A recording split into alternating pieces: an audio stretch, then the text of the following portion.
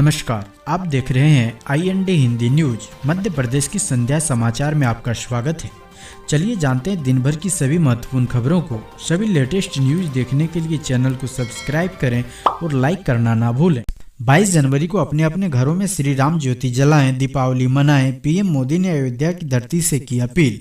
प्रधानमंत्री नरेंद्र मोदी शनिवार को अयोध्या पहुंचे। इस दौरान 15,700 करोड़ की योजनाओं का लोकार्पण और शिलान्यास किया। मोदी ने महर्षि वाल्मीकि अंतर्राष्ट्रीय एयरपोर्ट से रेलवे स्टेशन तक 8 किलोमीटर लंबा रोड शो निकाला। इस दौरान PM मोदी ने एक जनसभा को भी संबोधित किया। PM मोदी ने कहा कि आज पूरी दुनिया उत्सुकता के साथ 22 जनवरी के ऐतिहासिक क्षण का इंतजार कर रही है। ऐसे में अयोध्या वासियों में अति उत्साह स्वाभाविक है। भारत की मिट्टी के कण कण और भारत के जन जन का मैं पुजारी हूं। मैं भी अब की तरह ही उत्सुक हूं। PM मोदी ने लोगों से अपील करते हुए कहा कि 22 जनवरी को अपने अपने घरों में श्री राम ज्योति जलाएं, दीपावली मनाएं। PM मोदी की गारंटी काबिले तारीफ। विकसित भारत संकल्प यात्रा कार्यक्रम में शामिल होंगे पीयूष गोयल। प्रधानमंत्री नरेंद्र मोदी ने शनिवार को वर्चुअल माध्यम से मध्य प्रदेश समेत 5 राज्यों के लिए विकसित भारत संकल्प यात्रा की शुरुआत की। मोदी की गारंटी प्रचार वाहनों के साथ यात्रा केंद्र की सभी कल्याणकारी योजनाओं को लोगों तक पहुंचाएगी। कार्यक्रम को वर्चुअली संबोधित करते हुए प्रधानमंत्री नरेंद्र मोदी ने कहा, भारत साल 2047 तक एक विकसित देश होगा।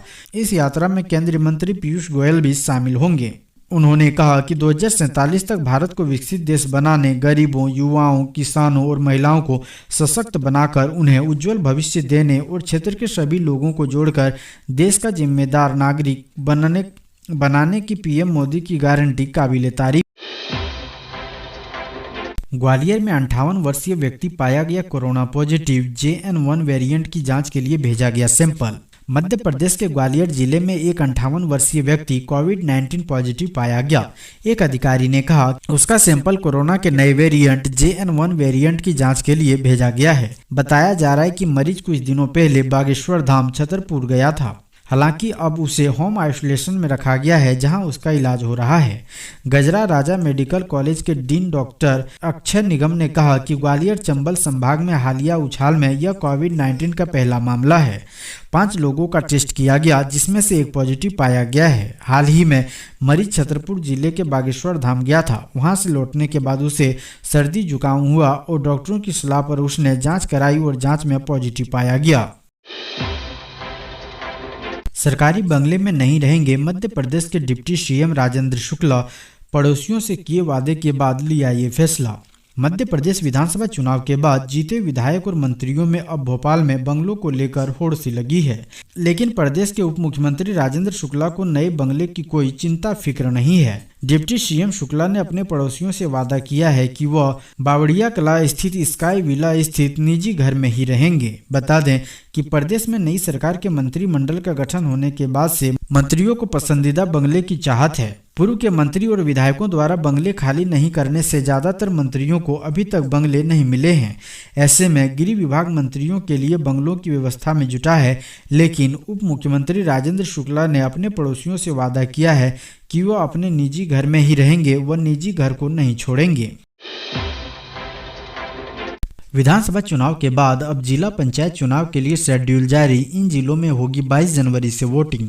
मध्य प्रदेश में विधानसभा चुनाव के बाद राज्य निर्वाचन आयोग ने प्रदेश के 4 जिलों में जिला पंचायत सदस्यों के चुनावों की तारीखों की घोषणा कर दी है, जिसमें जबलपुर, अशोकनगर, सीहोर और खंडवा में रिक्त जिला पंचायत सदस्यों के निर्वाचन जनवरी माह में होगा। जानकारी के अनुसार राज्य निर्वाचन आयोग ने इस चुनाव का पूरा शेड्यूल जारी कर दिया है।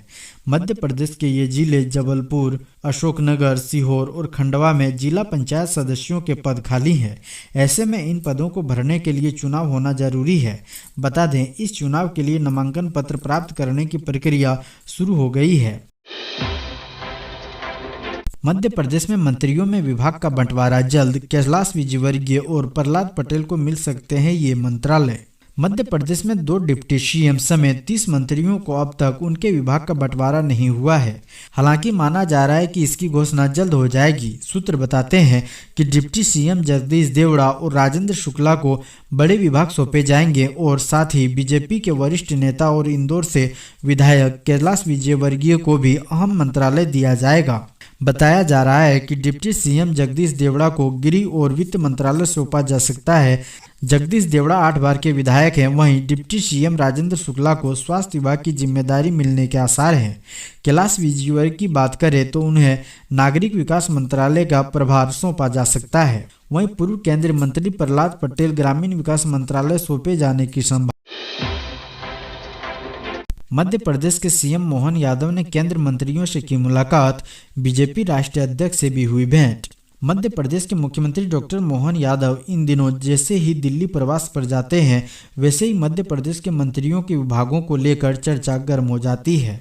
मध्य प्रदेश में कैबिनेट विस्तार के बाद ही विभागों के बंटवारों की खबर चर्चा में बनी हुई है। शुक्रवार को जब मध्य प्रदेश के मुख्यमंत्री डॉक्टर मोहन यादव ने केंद्रीय मंत्रियों के साथ साथ भारतीय जनता पार्टी के राष्ट्रीय अध्यक्ष जेपी नड्डा से भी मुलाकात की। इस दौरे को लेकर जहां एक और कहा जा रहा है कि सीएम ने दिल्ली में हाई कमान से मध्य प्रदेश के नए मंत्रियों के विभागों को लेकर लंबी चर्चा की है और मंत्रियों के विभागों के आवंटन को लेकर सहमति बन गई है।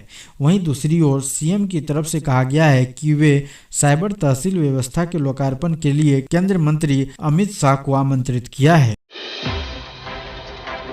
थाने के पास ही ज्वेलरी शॉप में 10 लाख की चोरी, चोर अपने साथ ले गए सीसीटीवी का डेटा।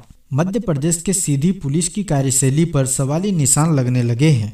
यहां के अमिलिया थाना से महज 300 मीटर दूर एक ज्वेलरी शॉप पर अज्ञात चोरों ने हाथ साफ करते हुए करीब 10 लाख रुपए के सोने चांदी की जेवरात चुरा लिए। इन चोरों का आतंक शहर से लेकर गांव तक दिख रहा है। क्षेत्र में आए दिन इस तरह की घटनाएं हो रही है। पुलिस के रात में गश्त लगाने को लेकर भी लोग तरह तरह के सवाल उठा रहे हैं। यहां की पुलिस अभी तक चोरों का पता नहीं लगा पाई है और चोरी की सामग्री भी बरामद नहीं कर पा रही है। बताया जा रहा है कि अमलिया बाजार में संचालित विनोद सोनी के कृष्णा ज्वेलर्स में रात के समय शटर का ताला तोड़कर करीब 10 लाख रुपए के सोने चांदी के आभूषण अज्ञात चोरों ने चुरा लिए। सूचना पर पहुंची पुलिस ने थोड़ी जांच पड़ताल भी की, लेकिन पुलिस के हाथ इस मामले में खाली है।